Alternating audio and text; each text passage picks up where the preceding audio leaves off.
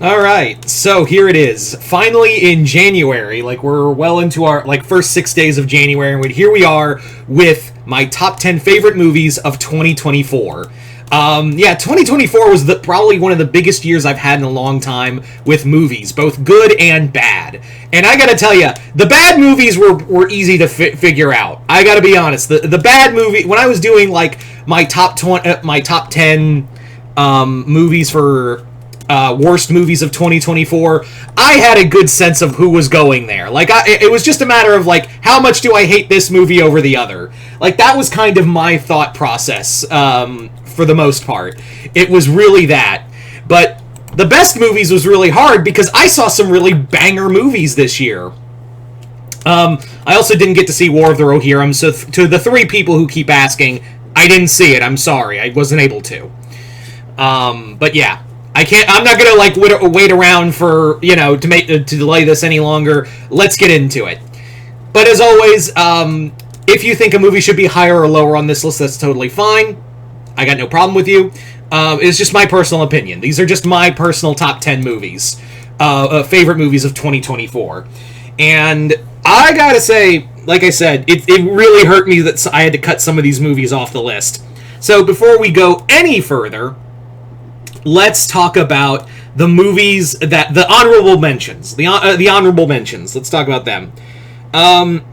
Starting off with Abigail. Abigail was a great take on the vampire movies, a great retake on Dracula's Daughter. It was a fun, bloody movie. I had so much fun with it.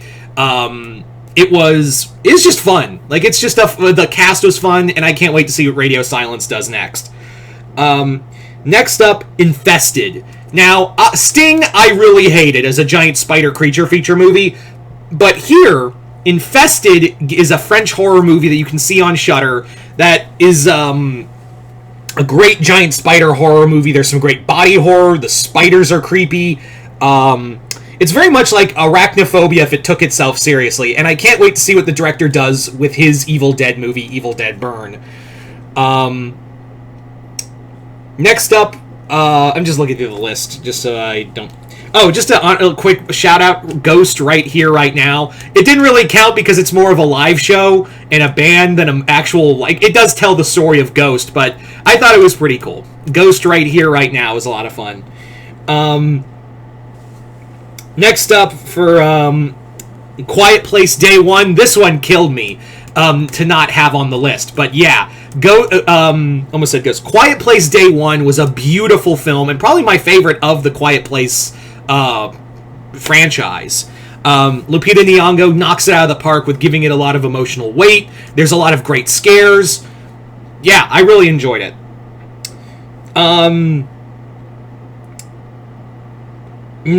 Following that is a little low-budget film I saw on Tubi. My girlfriend and I saw on Tubi called Lowlifes. It was a neat little horror film that kind of flips the cannibal family thing off the ground, like in a different direction. I don't want to give too much, but you can go check it out on Tubi if you want. Maxine. Maxine was a great horror. 2024 was just a great film, great year for horror films. It was just a phenomenal year for horror films, in my opinion. And Maxine was a great way to... while it wasn't the strongest of the trilogy, of the X trilogy, I do think it was a pretty solid film all around. Beetlejuice. I liked it. I thought it was alright. I thought it was a nice legacy sequel. And again, Michael Keaton just cannot do any wrong. And Catherine O'Hara really carries that film, in my opinion, more than Keaton in some points. Terrifier 3. Another great entry to the franchise. And, a better clown movie than the one we got. The big budget clown movie we got last year.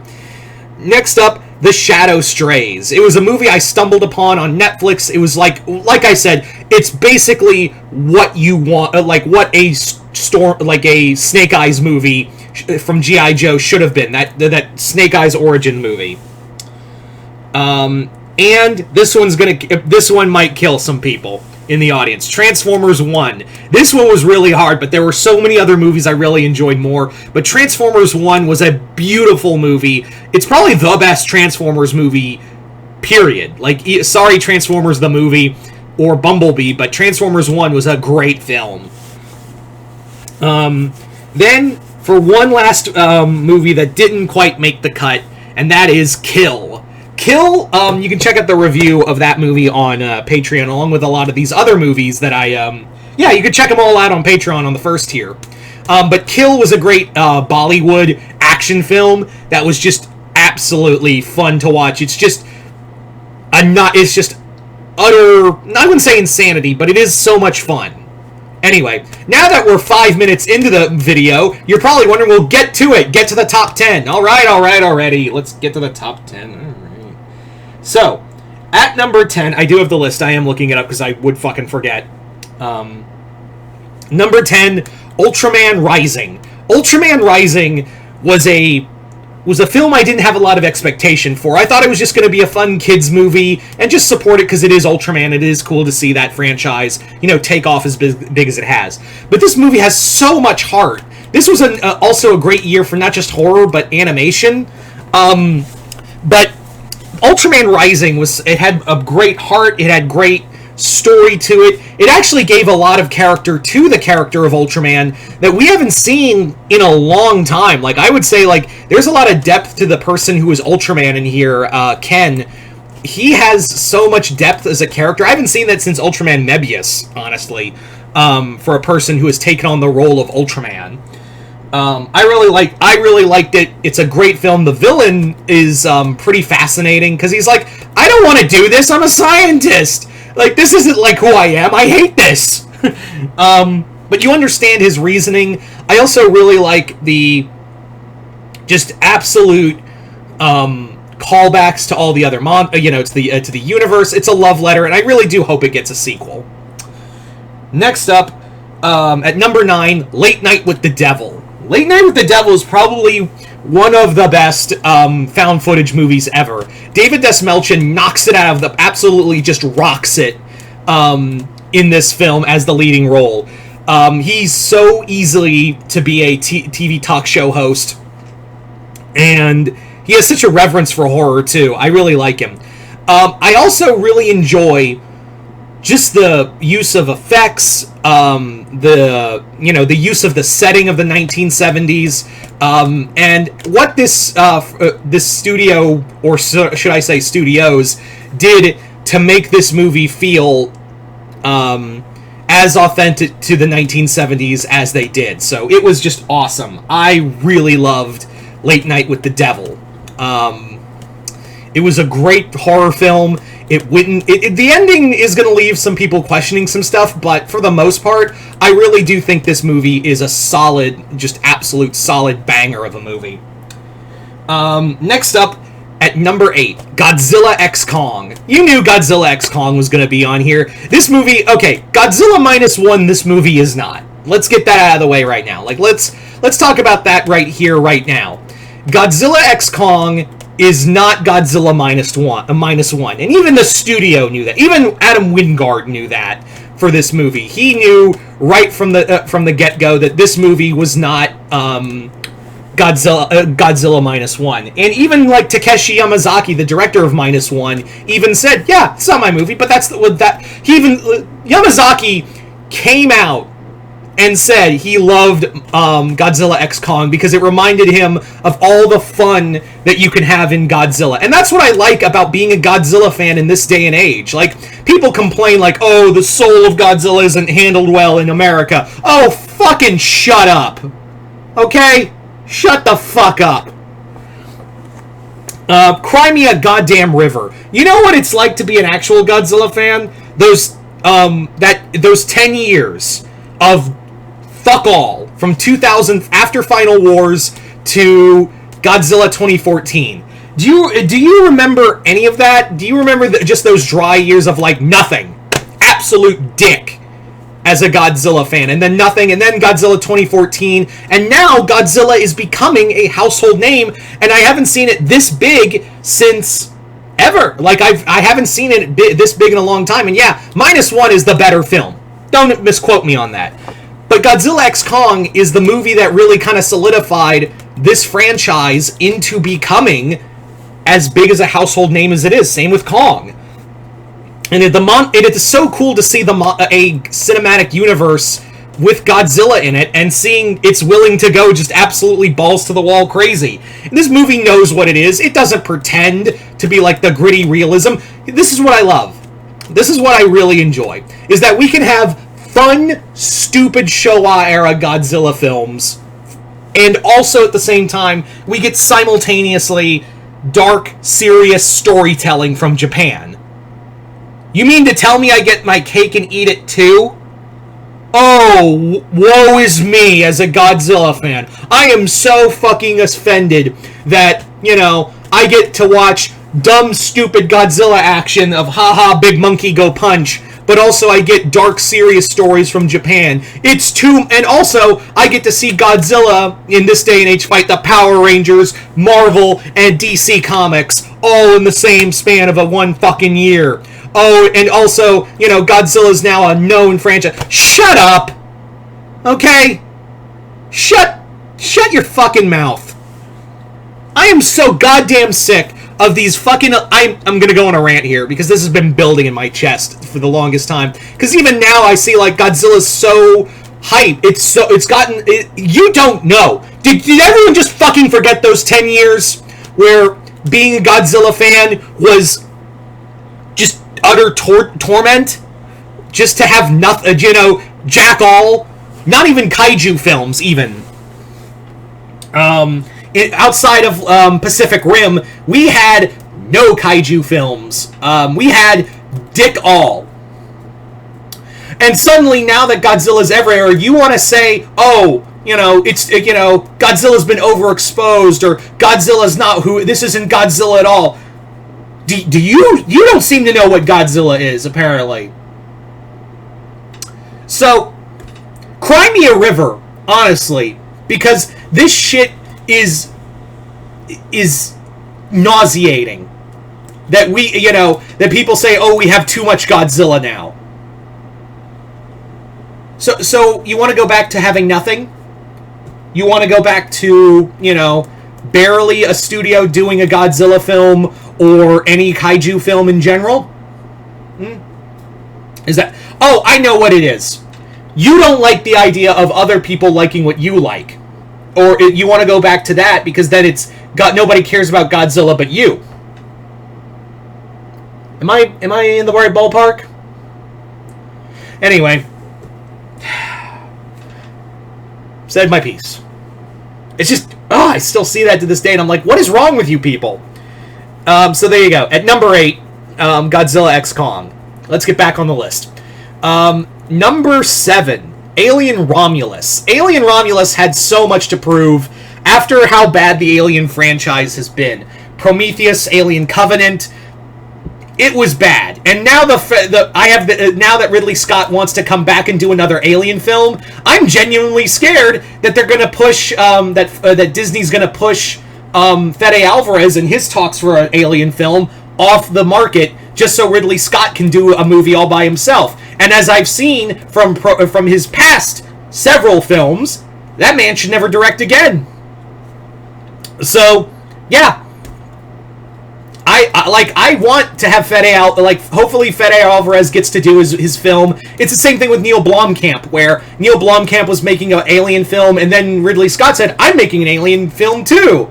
But then the studio was like, we're just going to push Neil Blomkamp off the map, especially after how bad Chappie did. And here, we'll all suck your dick, Ridley Scott. Oh, we'll gargle your saggy old balls. Just please make us money. That's what I'm afraid is going to happen again, is that Fede Alvarez is going to work on his Alien sequel, and if Ridley Scott gets to make his Alien film, goes full steam with his Alien film, it's going to push him off the map. Alvarez off the map. Anyway, just want to get that out of the way. But getting back to this, Alien Romulus had so much to prove. Like I said, it had so much to prove, and it delivered. Do I think the third act is a little wonky? I do, but I think it worked. I like the fact that Alvarez doesn't retcon or change anything for this film. He doesn't try to twist or alter anything or make it different, or try to retcon anything. He goes full steam ahead. Does he borrow a lot from Alien Resurrection? I think he does, but it's warranted.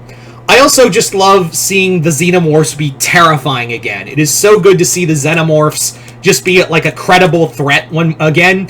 The main two actors, I think, are the best characters we've had for human characters since, well, David. That's the one thing I'll give Ridley Scott is David's a great character, but for human characters, not synthetics, I would say this was pretty solid. I would say they've been some of the most solid human characters we've had in an Alien movie in a long time. And it's just great to have Alien films again. And now there's hope for good Alien movies and good Predator movies this year. Yeah. So, yeah, Alien Romulus was a solid film.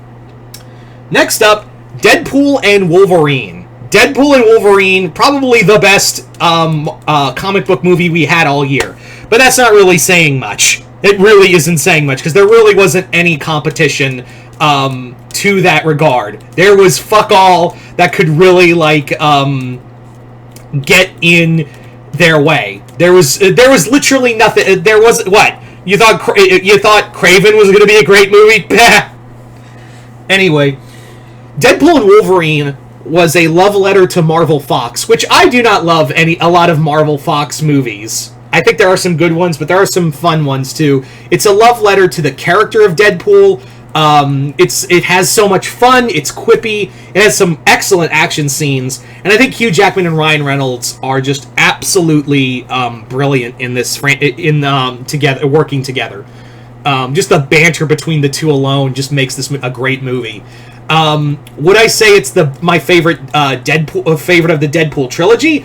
I don't know, because it's a really solid trilogy. That's the thing, is that all three. It's not like we have a perfect trilogy of Deadpool movies.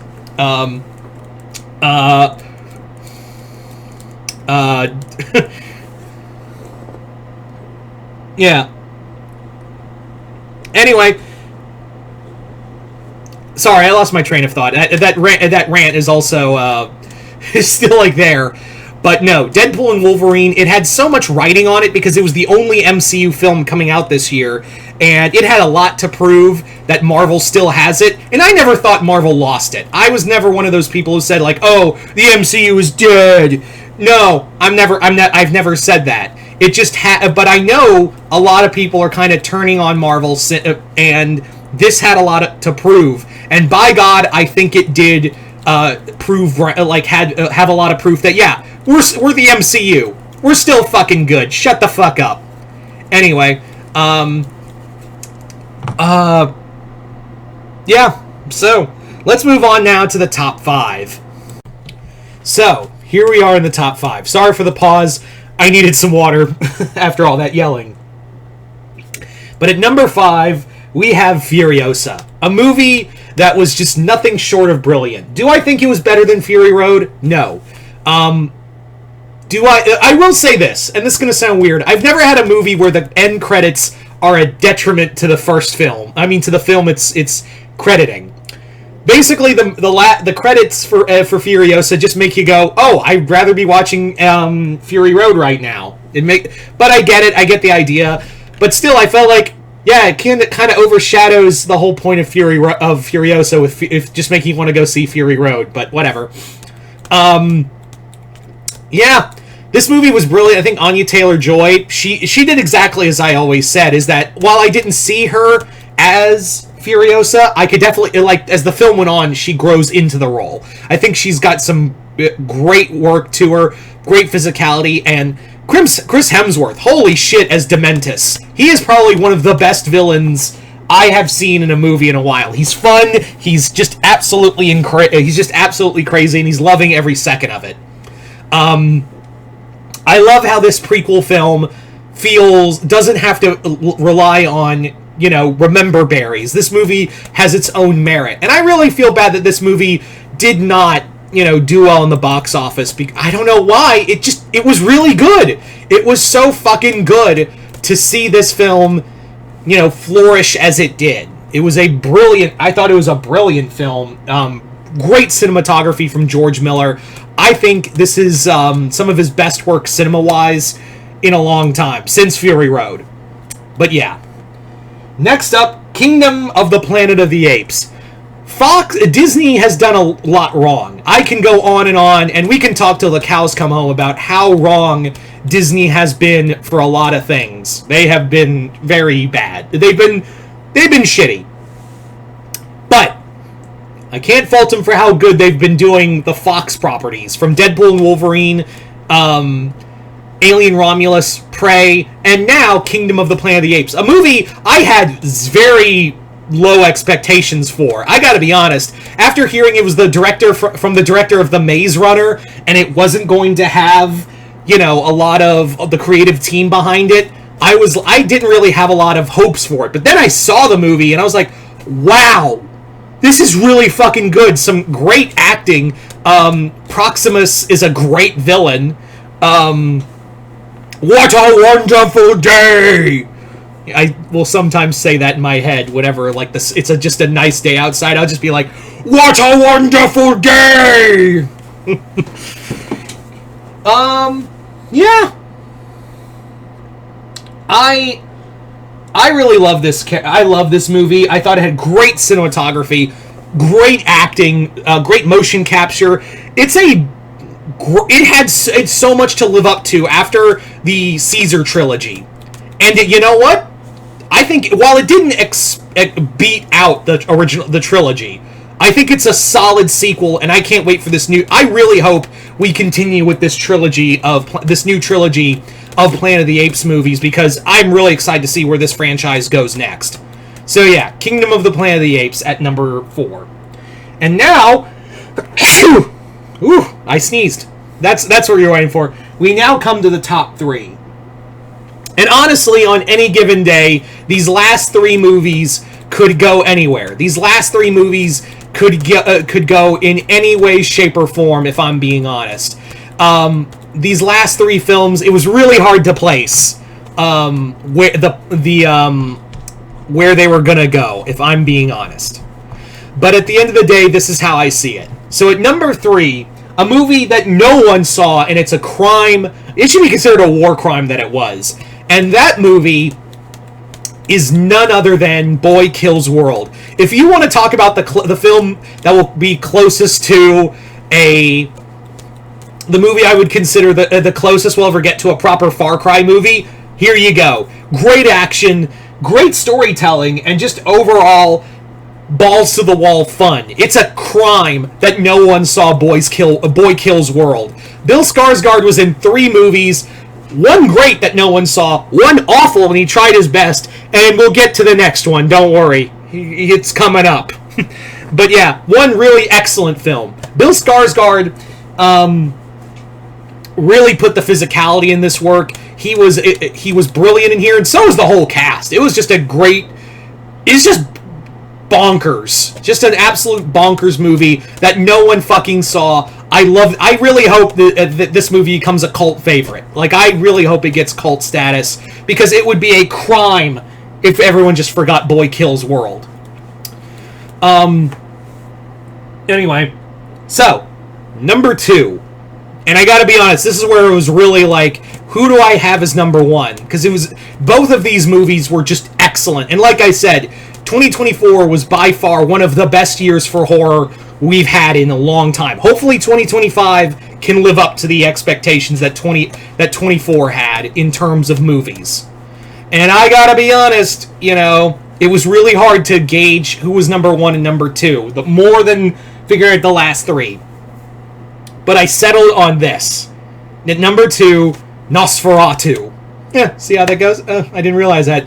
Nosferatu from Robert Eggers is a masterpiece. It is beautiful. I know I talk a lot about cinematography, but cinematography really captures a movie for me. And this movie, every scene is just a goddamn painting that you want on your wall. Bill Skarsgård as Orlok is terrifying. There is some great, just haunting scenes. Lily Rose Depp is the breakout here. There are points, and I, if you want to check out my full review, hit the link below and head on over to Patreon. Hit the first tier. I know, shameless plug, but still, this movie really, and I do stress really, is beautiful. And Lily Rose Depp is probably the breakout here. She's scarier sometimes than Orlok, in my opinion.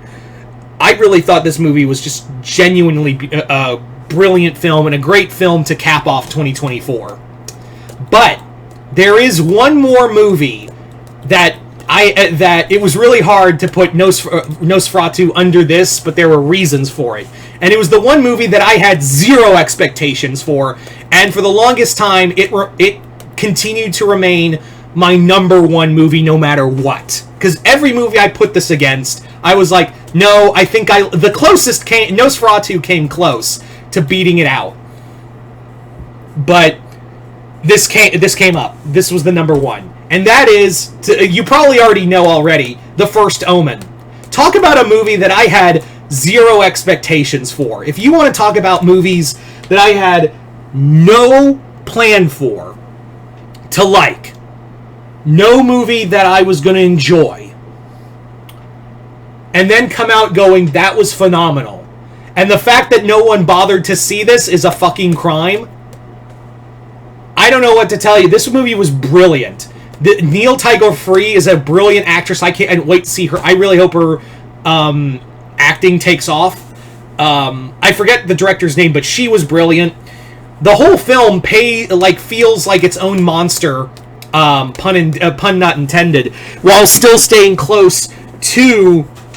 And yes, it does retcon things from the original Omen. And keep in mind, I'm not the biggest Omen fan. I mean, I like the first movie, the original 70s movie, but still, I was like, I've never been the biggest Omen fan. But this movie not only, does retcon things, but it actually, the retcons make sense.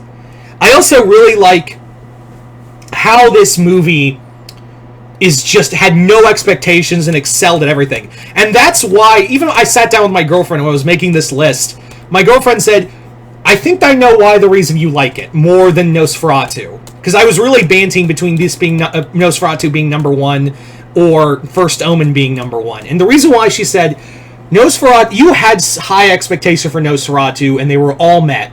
You had no expectations for First Omen and it excelled all of those low expectations on another level. I'm paraphrasing, of course, but that's just how she mentioned it. It was like, yeah.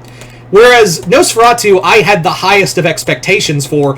I had no expectations for First Omen, and I love the film. It's a brilliant, brutal look at, the 70s and what hippies really were. It wasn't like peace and love. It was like, no, we're fighting for change and whatnot, and everything else. How the church has been abandoned. Great horror.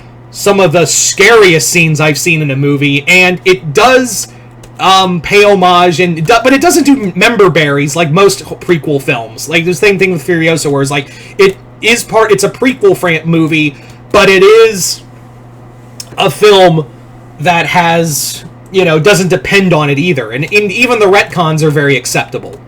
So yeah, First Omen, it was tough between it and Nosferatu, but like I said, I think I just like First Omen a little bit more. So there you go, guys. That is pretty much my top 10 movies of 2024. Sorry this took so long, but like I said, I wanted to wait until I saw Nosferatu, and I didn't see every single movie. Yeah, that's impossible. But Nosferatu, I wanted to at least wait until I saw Nosferatu. I'm sorry I didn't get to War of the Rohirrim, but yeah, that's just how it goes sometimes. And like I said, if you think a movie should be higher or lower or not at all on this list, that's totally fine. I'm always excited to hear what you guys have to say. And in fact, please let me know in the comments below, what were your top 10 favorite movies of 2024? Just comment below, let me know. Hope you all enjoyed this list. I'm sorry it took a little while, but like I said, wasn't going to do anything till Nosferatu, and I'm glad I waited. But other than that, hope you all enjoyed this. I'm Mr. Multiverse. I'll see you next time in the Multiverse.